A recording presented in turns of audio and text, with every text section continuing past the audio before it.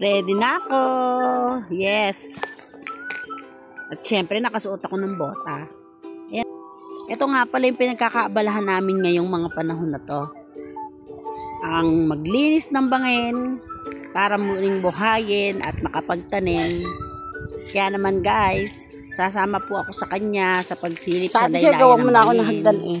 At sa ngayon, ako naman ay ginagawa niya ng madadaanan para naman hindi po ako madulas.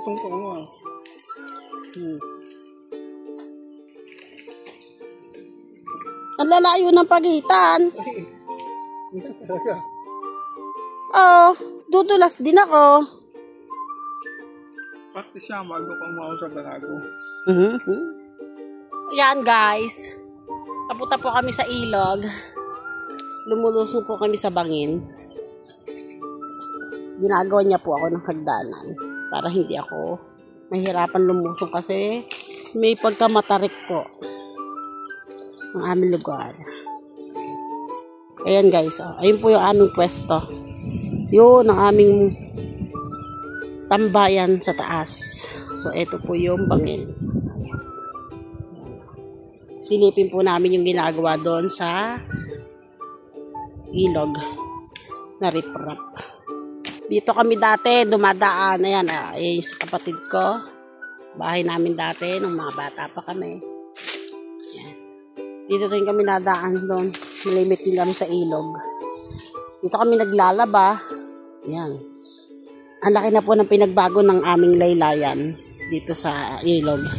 Kung dati puro mga puno, yan. Puro bato. Wala makikitang semento. Ngayon, meron na. Yan po ang aming lulusungin. Ang hirap talaga pagka mahina na tuhod. Hirap na hirap lumusong. Ayan, oh, Diyos ko po. Kapit-kapit. Ang hirap pag dala-dalawa kinakapitan. Ayan guys, oh, medyo sumukal siya.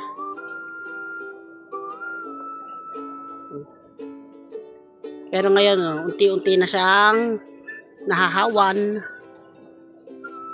Diba? Sa ngayon, ganyan pa lang yung aming tambayan. Bago pa lang kasi yan. Pero soon, mas magiging maganda yung aming kubo. Yun ang anak ko, oh. Nakikitambay na rin.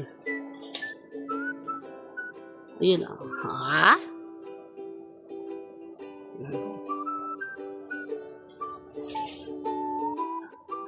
Halika na, halika na. Bumaba ka na. For the Luzon and person.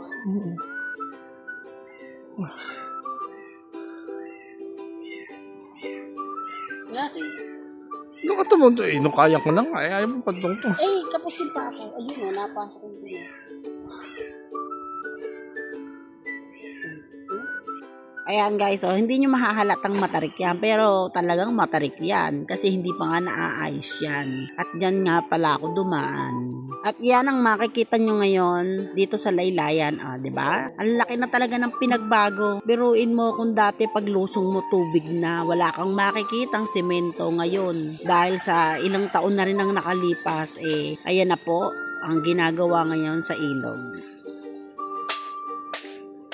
Ayan guys, nandito na po kami sa baba. So, ito na ngayon ang matatanaw mo dito sa aming laylayan. Kasalukuyan po yung ginagawa ng DPWH. Medyo malalim po dito sa lugar namin. Kailangan naming ayos yung lupa sa susunod pag okay na yung ginagawa nilang riprap. Para medyo mawala tong mga malalalim. At ito po yung aming dinaanan.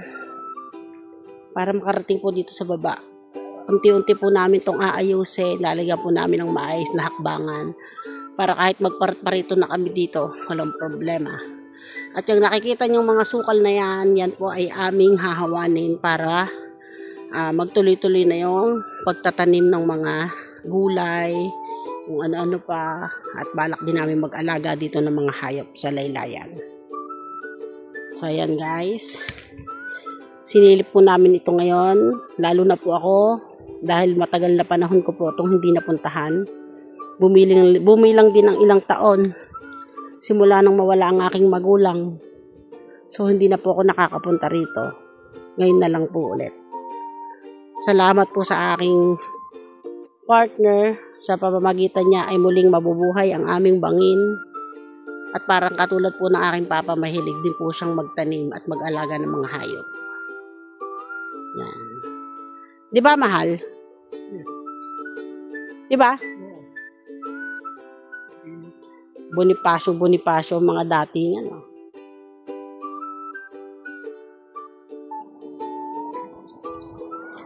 Ayan guys, silipin lang natin. Ayan na po yung ilog. See? Ayan ang ginagawa, riprap. Ayan ang ilog. Diba? Kasalukuyan nandito sa aming harapan.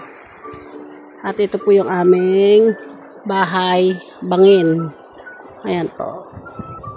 Talagang sinilip namin yung ilog. Medyo malalim dito sa part namin. Malalim. Ayan o. Ayan yung bangin namin o. Ayan ang aming pwesto o. O, diba? Ito o, malalim yung pagkakaano dito. May malalim na mga hindi natambakan. O, ito yung bangin namin. Lawak pa yan. Basta ayusin namin yan. Nagpapahinga lang yung gumagawa dito ngayon sa kalsada. Pero kanina, yan na, nagtatambak sila ng simento tsaka lupa. Ayun, oh. Diba? Ang laki na talaga ng pinagbago. Ibang-iba na talaga. Ayun, oh.